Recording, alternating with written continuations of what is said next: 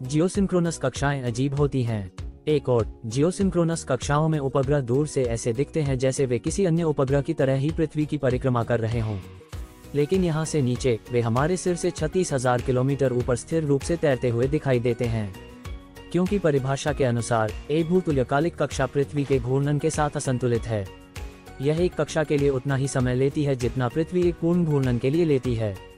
इसलिए भले ही यह पृथ्वी के द्रव्यमान केंद्र के चारों ओर सामान्य की तरह परिक्रमा कर रहा है, ये पृथ्वी के संबंध में स्थिर है सतह।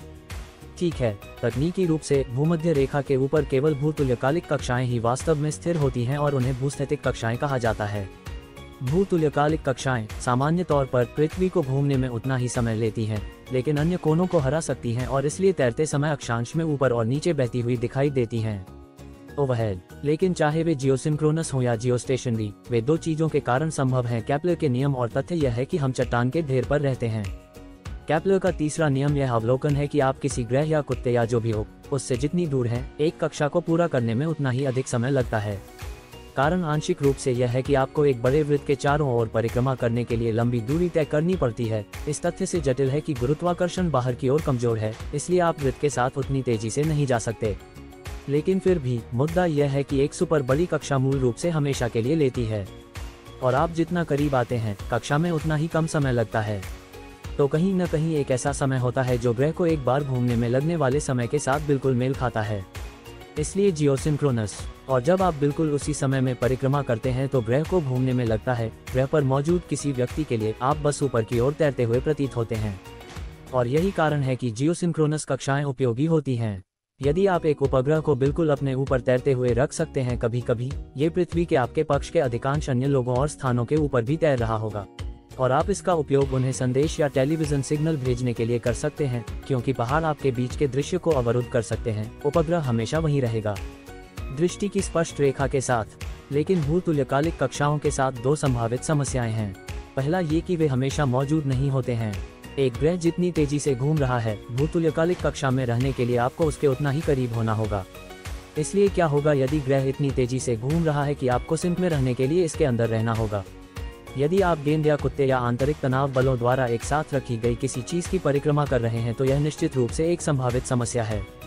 1 मीटर त्रिज्या वाली एक ठोस स्टील की गेंद घूमती है प्रति घंटे में केवल एक बार। जियोसिंक्रोनस कक्षाएं होती हैं जो इसके अंदर होती हैं, लेकिन अधिकांश चीजें जिनकी आप परिक्रमा कर सकते हैं वे तनाव द्वारा एक साथ नहीं रखी जाती हैं, वे गुरुत्वाकर्षण द्वारा एक साथ रखी जाती हैं।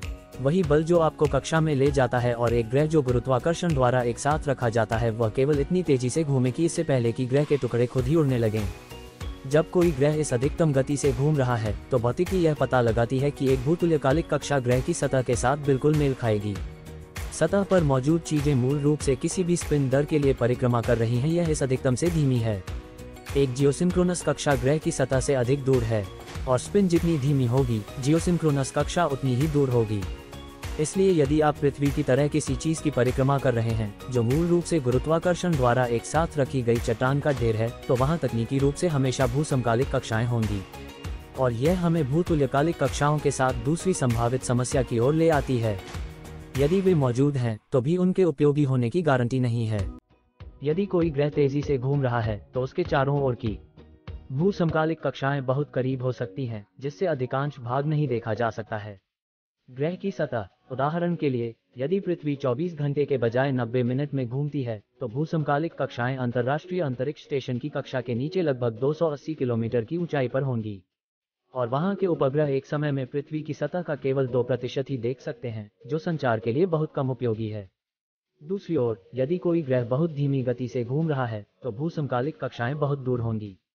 दूर, निश्चित रूप से एक उपग्रह वहां से ग्रह की लगभग आधी सतह को देख सकता है, लेकिन उपग्रहों को उस कक्षा में स्थापित करना बहुत कठिन होगा।